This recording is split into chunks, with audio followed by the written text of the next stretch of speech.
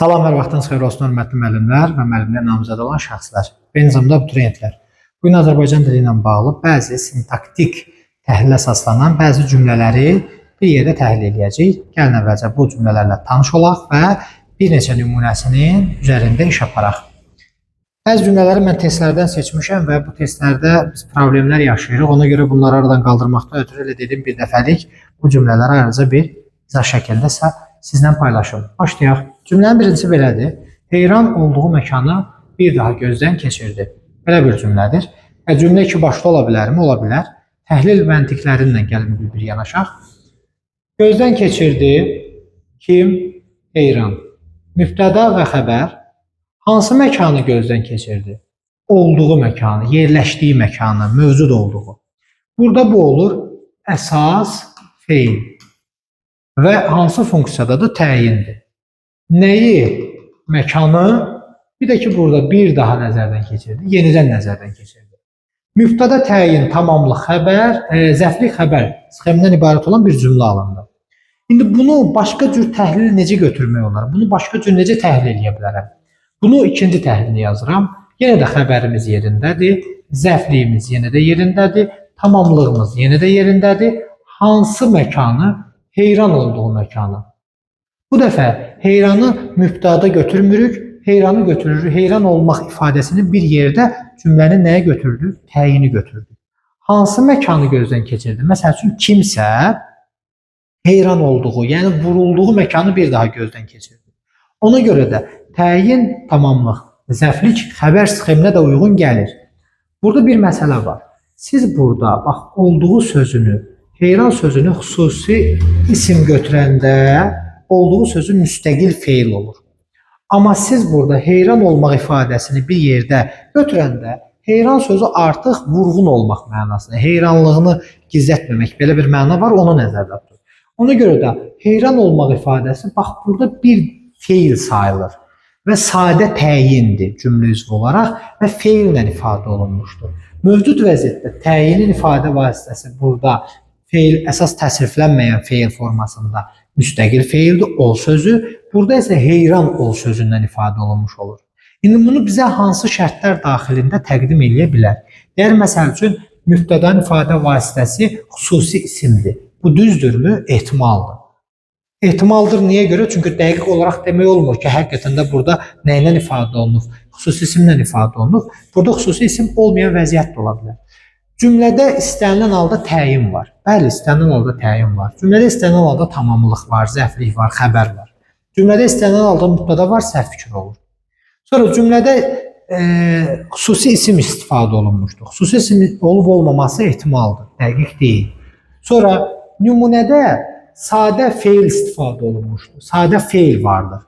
Sadə feil burada bu məqamda olur, amma heyran olmaq ifadəsində sadə feil olmur. Bu məqama diqqət eləyək. Sonra başqa nə deyə bilər? Təsriflənməyən forma işlənibdir. Təsriflənməyən forma hər iki vəziyyətdə işlənibdir. Çünki olduğu vəziyyətdə bu da təklikdə təsriflənməyən feildir. Burada heyran olduğu bu da təsriflənməyən feildir. Sadəcə bir dəfə mürəkkəb olur, bir dəfə sadə olur. Təhlil sxemini məhz bu formatda bizim qarşımıza çıxarda bilirlər. İkinci cümləyə baxaq. Nadir tapıntıları gizlətmişdi. Gizlətmişdi. Kim gizlətmişdi? Nadir. Nəyi gizlətmişdi? Tapıntıları. Mübtəda tamamlıq xəbərdən ibarət olan bir cümlədir.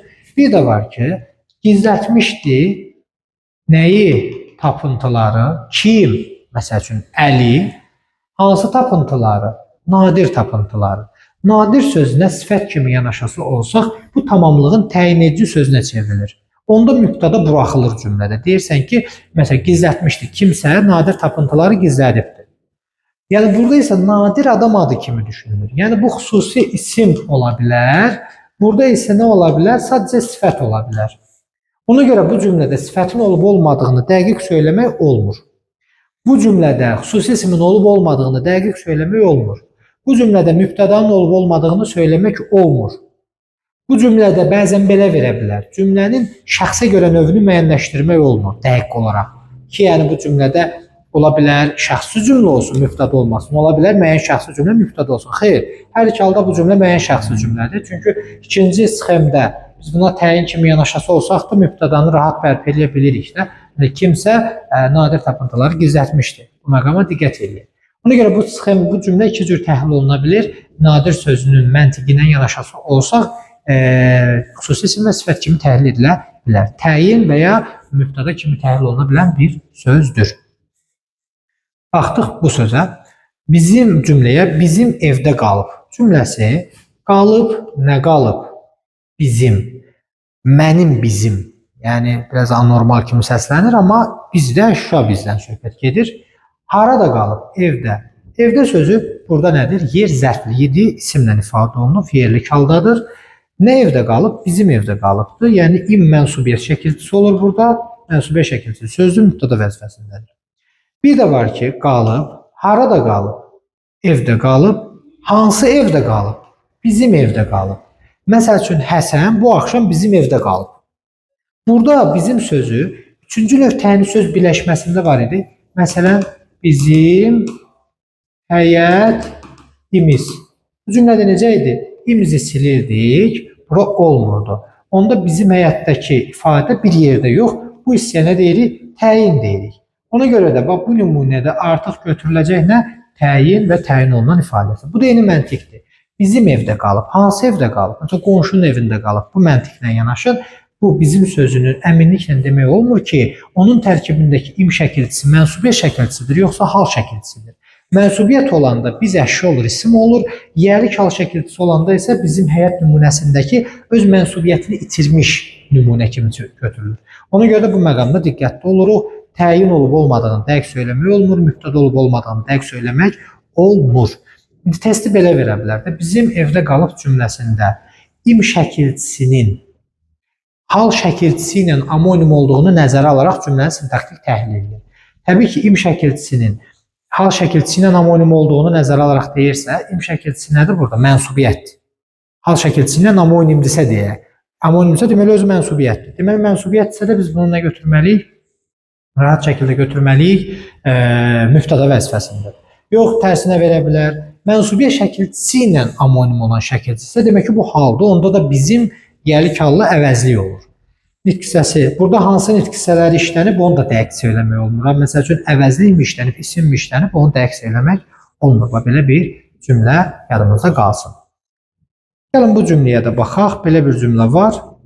Qalib gələcəyini əvvəlcədən bilmirdi, amma biz bilirdik. Bilirdik kim? Biz. Bilmirdi kim? Qalib. Nəyi bilmirdi? Gələcəyini bilmirdi. Nə vaxt, nə zaman? Əvvəlcədən. Fikir versə, təhlil sxemimiz belədir. Amma burada qalib sözündədir problem. Qalib sözü burada mübtəda da ola bilər. Bir də qalib gələcəyini, nəyi bir yerdə tamamlıq ola bilər. Zəflik ola bilər, xəbər ola bilər, mübtəda və xəbər ola bilər. Biraz xəttini səliqəli çəkək. Tamamlıq. Fikir verirsiniz, burada mübtəda, qalib sözü bir dəfə mübtəda ola bilir, bir dəfə də mübtəda ola bilmir. Mübtəda olan vəziyyətində insan adı, xüsusi isim olur. Amma aşağıdakı vəziyyətdə, sxemdə isə nəyi, tamamlığın tərkib hissəsi olanda isə qalib sözü artıq bir yerdə, bir növ desək ki, birləşmənin içərisində gedir. Ona görə də qalib sözünə burada xüsusi isim kimi yanaşa da bilərəm, yanaşmaya da bilərəm.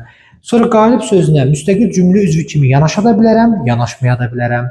Sonra qalib sözü, belə deyək də, nə deyə bilər? Qalib sözü mübtəda olmaya da bilər məsələsindən çıxış edib bizə belə bir variant verir. Deyir, bu cümlədə mübtədanın olub olmadığını dəqiq söyləmək olmur. Sənin də fikrin gedir bu sözün üstündə qalır. Deyirsən, hə, mənim bayaq dediniz də, qalib sözü xüsusi isim olanda mübtəda olur, olmayanda da tərkibin içində gedir də, yəni söz birləşməsinin içərisində gedir. Yəni bir yerdədir. İndi sən bunu götürəndə səni çaşdıran məqam nə olur? Səni çaşdıran məqam o olur ki, hə, müəllim, axı burada düz deyir də, mübtəda olub olmadığını dəqiq söyləmək olmur. Bəs yaxşı, biz sözü burada nədir? Bu mübtədadır da. Yəni bununla səni çaşdırırsan, bunu unuldursan. Cümlədə mübtədanın olub olmadığını dəqiq söyləmək olur. Niyə? Yəni var, mütləq var, bir sözü var. Bu sözlə bağlı, yəni desək ki, cümlənin birinci hissəsində mübtədanın olub olmadığını dəqiq söyləmək olmur. Bəli, qalib sözü ilə bağlı demək olmur. Belə, bu cümlə haqqında bu qədər.